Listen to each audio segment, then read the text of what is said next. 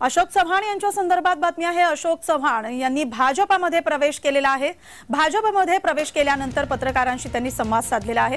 भाजपमध्ये येण्याचा निर्णय हा वैयक्तिक असल्याची प्रतिक्रिया अशोक चव्हाण यांनी पक्ष प्रवेशानंतर दिलेली आहे।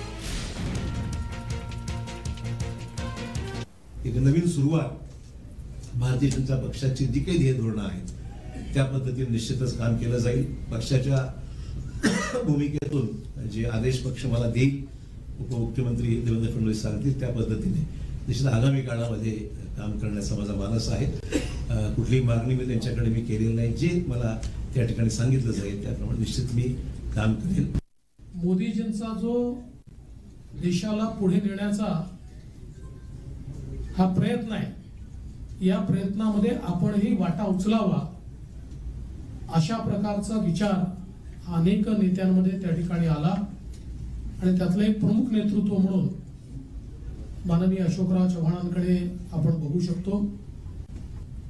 आमच्या महायुतीला एक विशेष बळ मिळेल आणि आम्हाला निश्चित त्याचा फायदा होईल हा मला विश्वास आहे।